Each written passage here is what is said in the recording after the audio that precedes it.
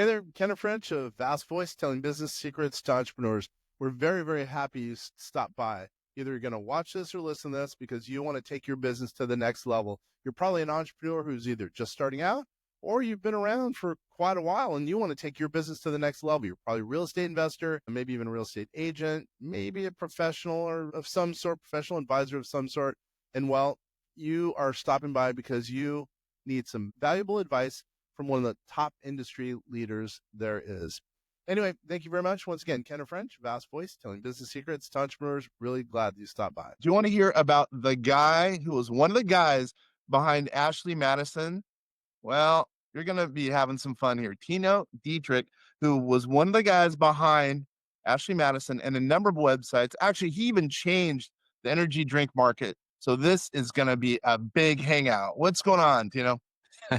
Hello. Great to be Oh, here. this is going to be a fun one. Let's talk. First of all, I always like to ask people to add value to listeners and viewers who are Mm. entrepreneurs all over the United States, some all over the world. Give us one tip that would add value to a listener or viewer, and then we'll go on. I would say just do a quick scan on your relationships, starting with the one you have with yourself, and then take the next circle and the outer circle and the outer circle, and see if they are good, bad, or ugly, and see what you have to realign, because that is really what I do today, is help people to have better relationships. Oh, look at you. Your net, you know what they say, your network is your net worth, et cetera. And you're Yeah. right. It's all about relationships. So why don't you tell us a little bit about your background? You have a very varied background. And it's going to be fun to have this chat with you. Go ahead. How much time do we have?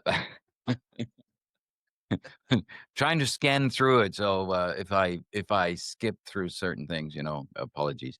So long story short, I'm like what you call like an entrepreneur by heart. It's been in my DNA. Both parents, entrepreneurs. Grew up with my mom, who was that classic American, even though she was never worked in America, but in Germany. From 0 to 100, she started selling curtains on marketplaces when I was a little kid. And then she became one of the most influential people in the steel industry.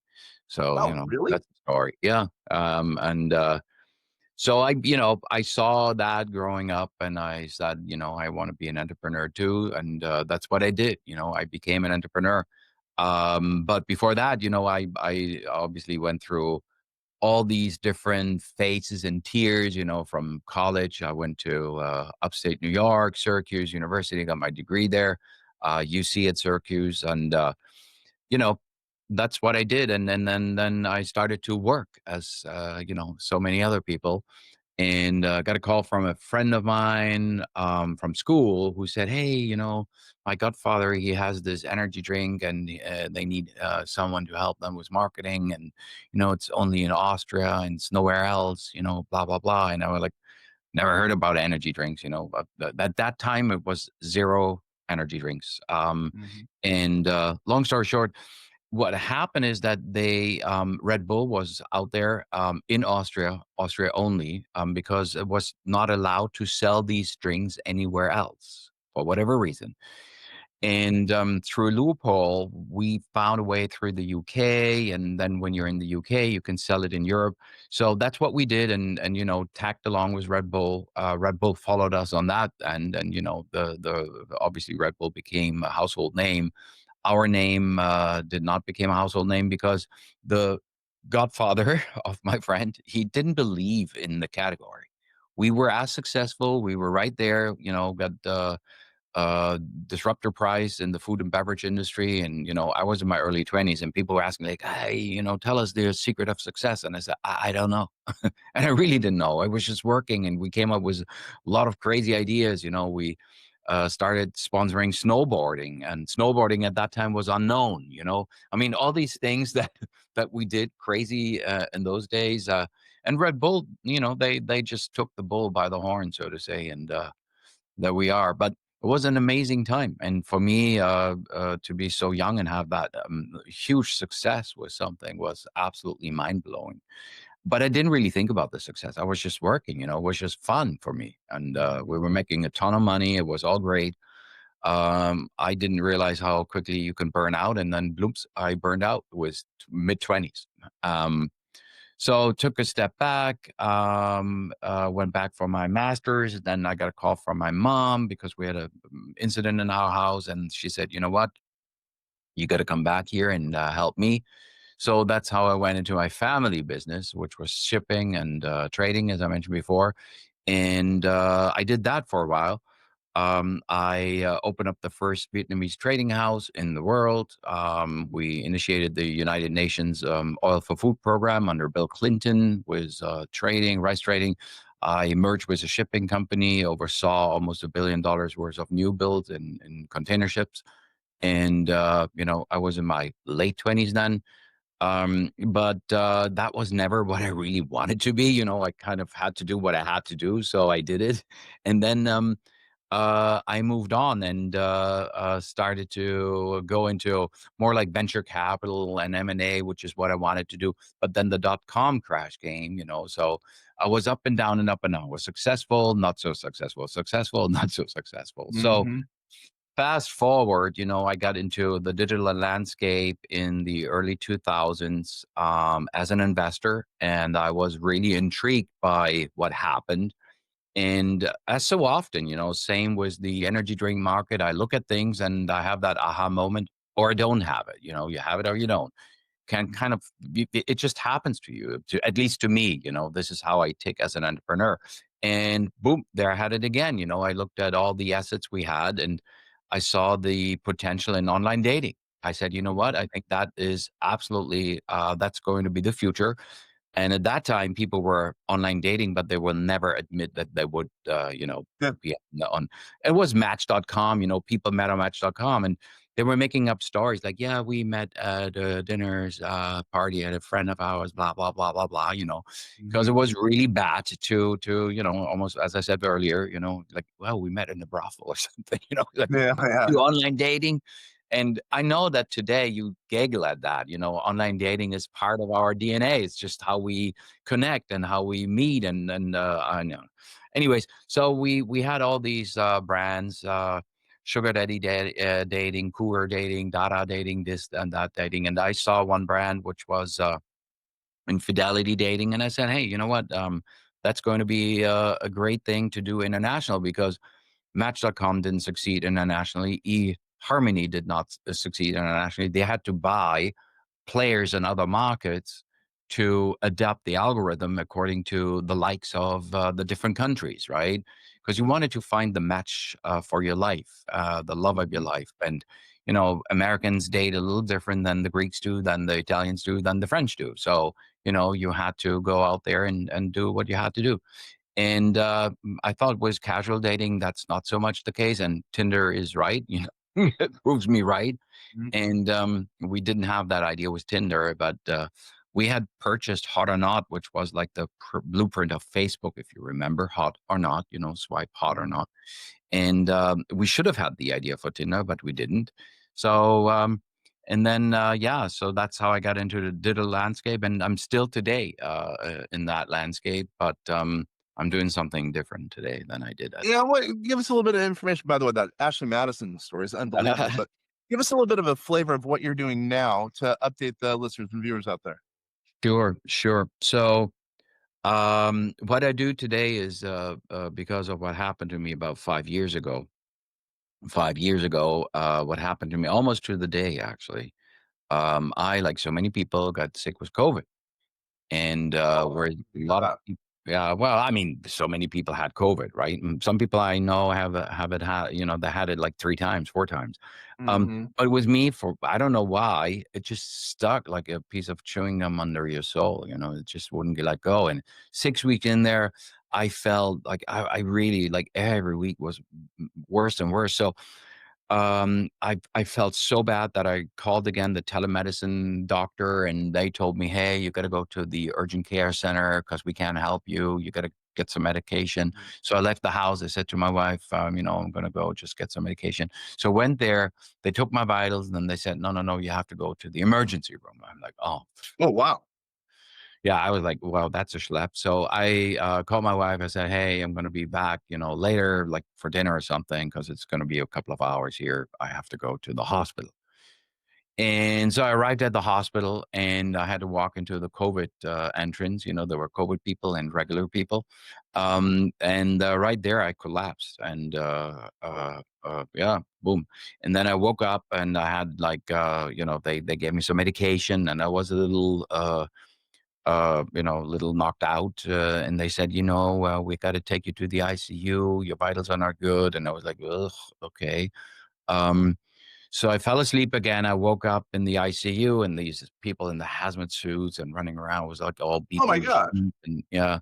And I'm like, "Man, what's going on here?" And I don't know how long I was away, but then the doctor came in, and he's like, "Hey, we have to put you on an ECMO." And I said, "What do what?" And he's like, "Well, it's a machine, that helps support your heart and your lungs and your blood flow and blah blah blah." And he's like, "But, you know what? The priest wants to talk to you first, so why don't you talk to the priest?" And they handed me the phone because nobody came in there in person, right? COVID. So priest is like, "Hey, you asked me all these questions." And I said, "Why is he asking me all these questions?" And then he's like, "Hey, you want me to read you your last rites?" And I did not, nobody has ever done that to me, obviously. And I didn't know what I was like, sure.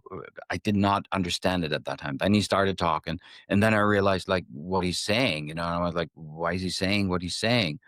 And so, amen. And I hung up, and I looked at the doctor, and I said, what's happening? And he said, well, you may want to call your wife or your family.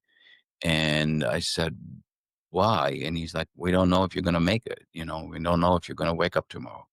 Oh my gosh, that would I can't imagine. What does that have to do with what you're doing now? This is an interesting story, but go ahead. Well, because, at that time, called my wife. Obviously, I said, "I'm not gonna be home for dinner. In fact, I'm not gonna be home, at all if I believe what they're saying." And I mean, I'm saying this now the way I say it, but I was so knocked out. I could barely talk, and, I was breathing heavy, and the machine there and this, and, so I hung up. They put me on the ECMO, and, there I was. And then I started to go and say, wow, if this is it, how was that ride? From the energy drink to online dating to you name it, to shipbuilding and, whatnot. Um, and it sounds like, hey, you've had a great life, and trust me, I've been between heaven and hell, from an entrepreneurial point of view, between Mhm, success and failure. So many times, I always say the ferryman, writes me postcards.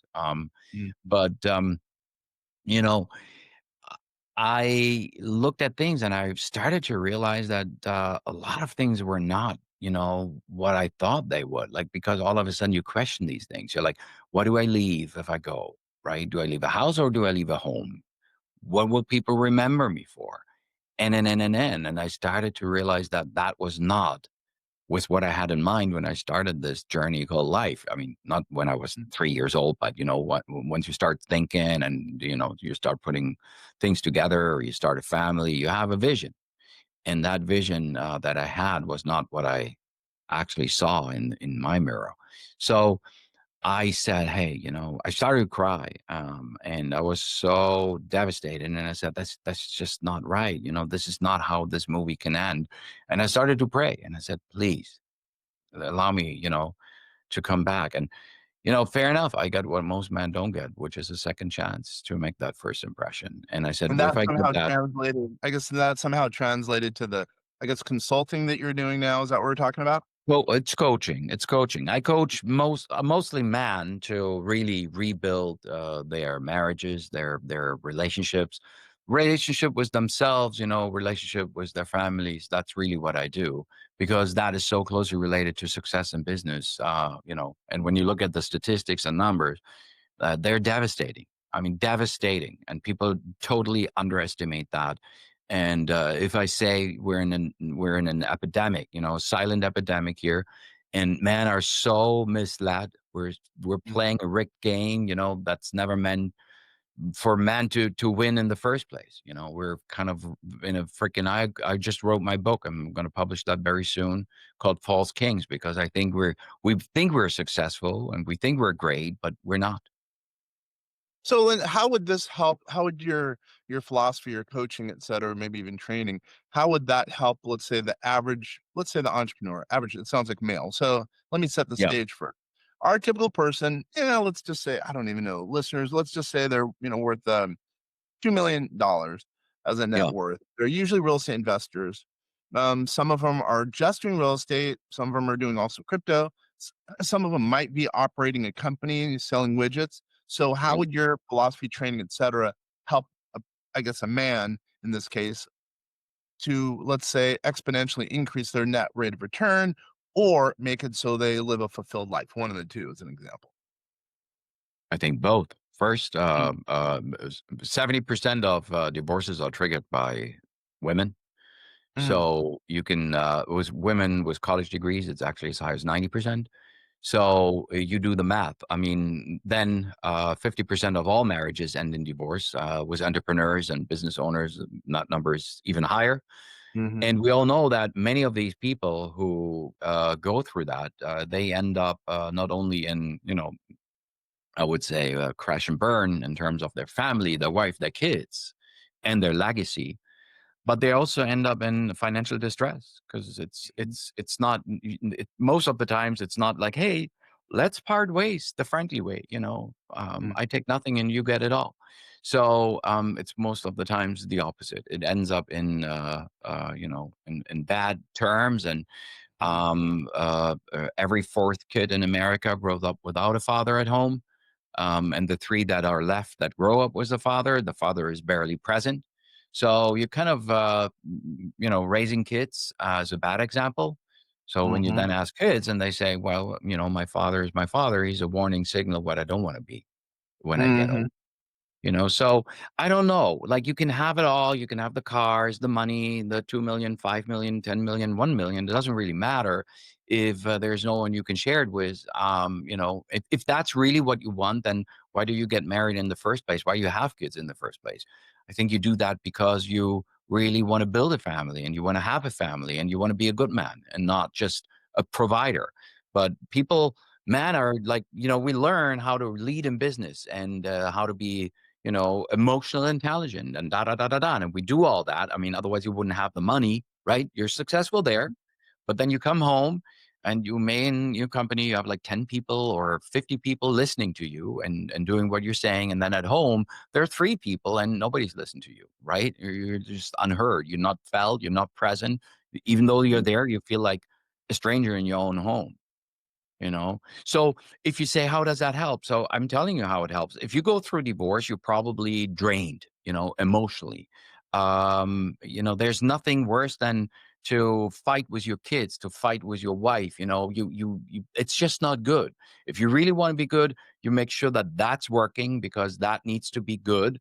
And then, you address the business. You don't do the opposite. You think you make the money and then everything is good because you're paying for vacations, you're buying the cars, the rings, the da da da.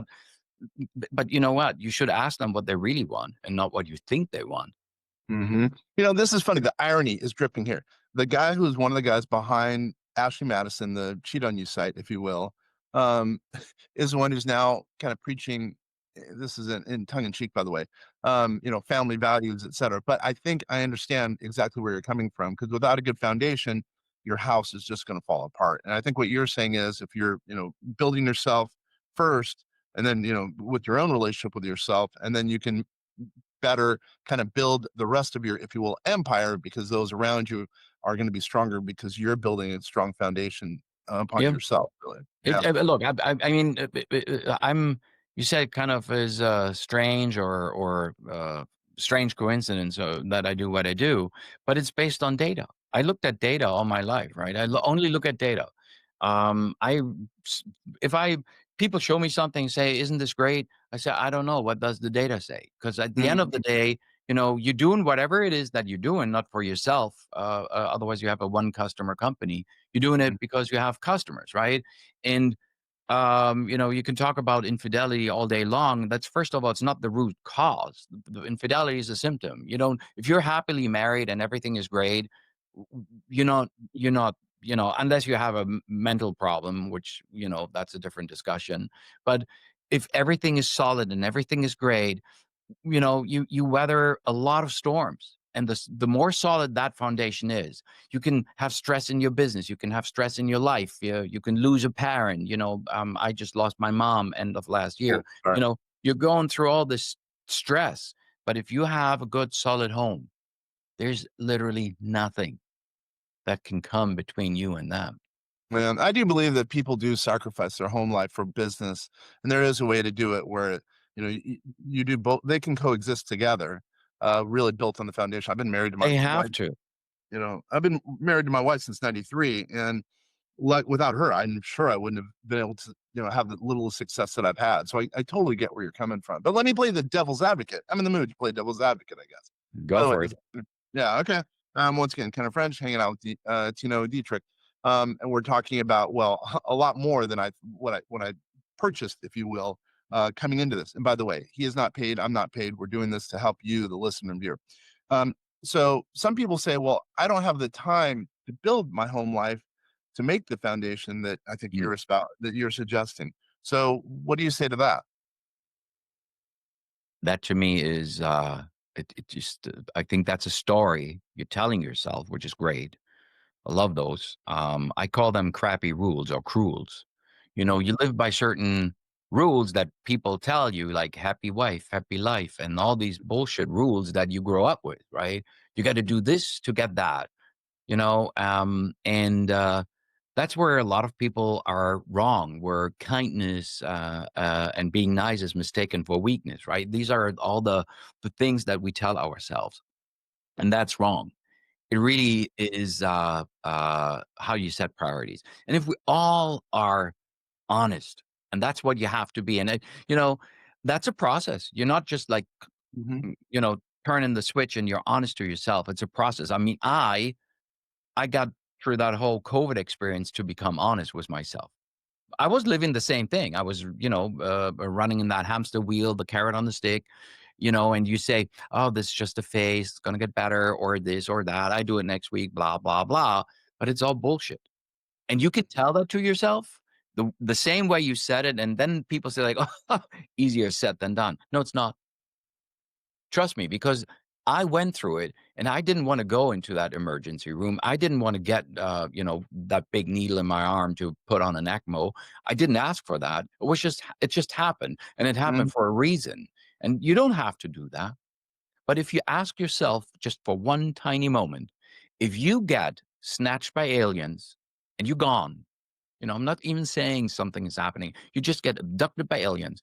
What is it that will be here on planet Yeah. Earth? What is it? Is it everything you think? Hey, people will go like, "Hey, we're missing him, this and that." Other than just, "Hey, we're missing his money." That's a different story. Yeah, that's different. Yeah. We're missing him because he always took care of the internet when it was down. That's not the discussion. Hmm. I do. Are they? You know what I would say to that is, as I've aged now, I'm really old now, but what I would say is the legacy means a lot more than I ever thought it would have when I was younger. So my perspective's changed 100%. I But used to you think, oh, forged that. You forged that while you live. You live and lead. You don't do that once you're gone. Then it's over. mhm, So you live in the moment right now. It's like right, all these right, people taking the videos of a sunset. They don't look at the sunset. They look at the camera, and then they have it in the camera. And how many times do you really look at those? It's just 100%. I totally get your bizarre. point. You're right.